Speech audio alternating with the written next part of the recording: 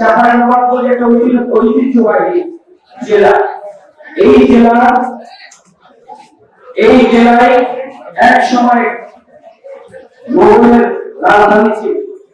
এই জেলা কৃষি প্রধান এবং এখানে অর্থনৈতিক সমৃদ্ধি অর্জনের জন্য বড় ধরনের ভূমিকা পালনের সুযোগ আছে।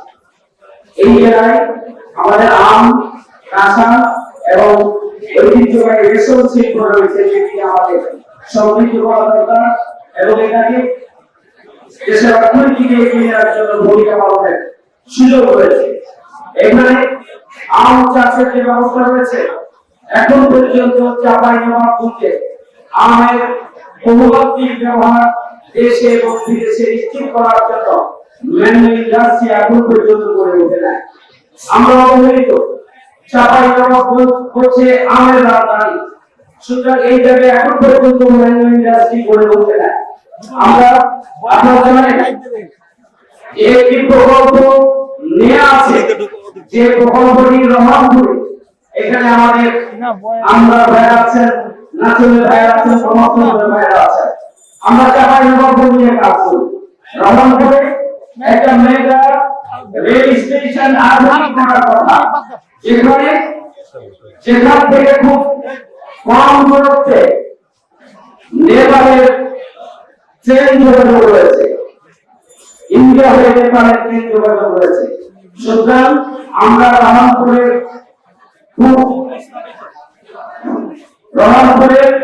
যে প্রস্তাবিত ট্রেন জংশন, যে আধুনিক বড় স্টেশন হওয়ার কথা, সেটিকে অবিলম্বে চালু করার জন্য আমরা সরকারের কাছে দাবি জানাচ্ছি।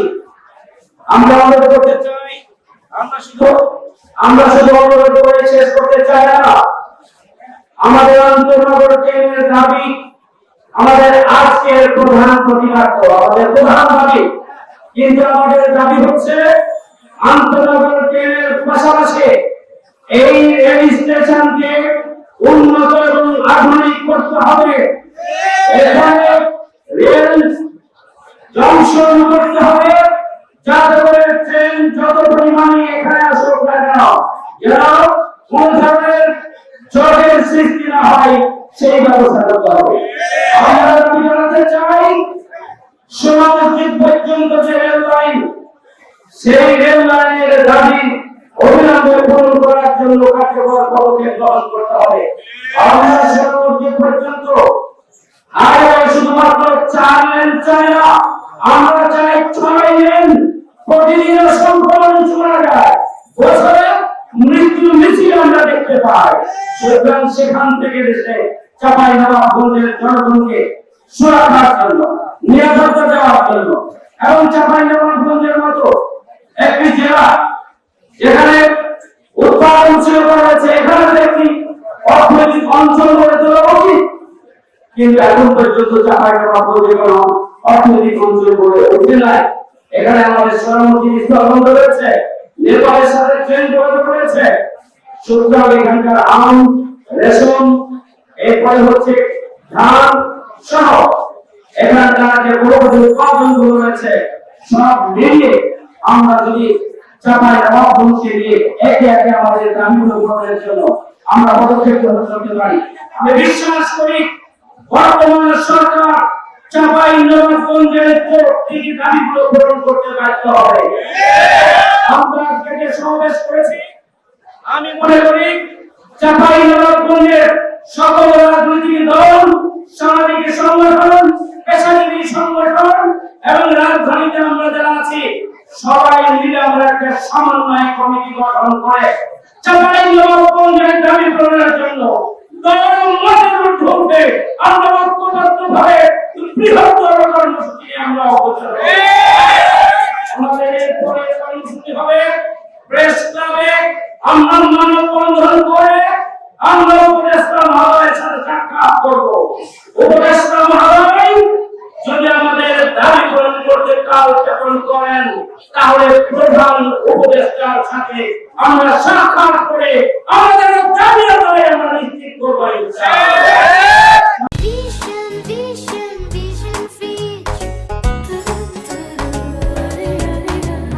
প্রকাশ করছেন কমিটির সভাপতি ধনঞ্জয়।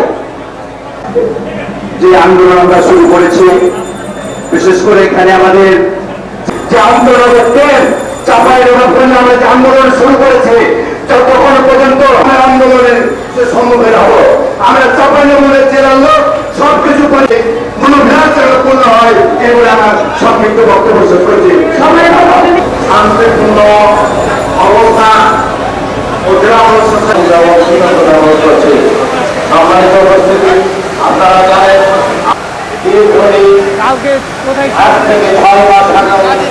বাংলাদেশ বিভিন্ন জেলায় যে সমিতি আছে এবং আমাদের সর্বাঙ্গীন সর্বক্ষেত্রে এই কারণে গোটা দেশে এই ট্রেনে রাজশাহী যে ট্রেনটি হচ্ছে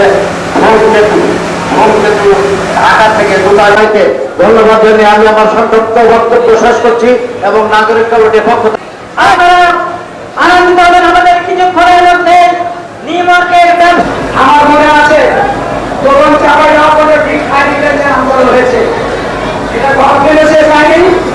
সেক্ষেত্রে আমার মনে হয় যে তাদের প্রোগ্রামটি না করে টেন্ডার ছেড়ে দেওয়ার জন্য আমার উপস্থিত নেতৃবর্গকে বিশেষভাবে অনুরোধ করছি।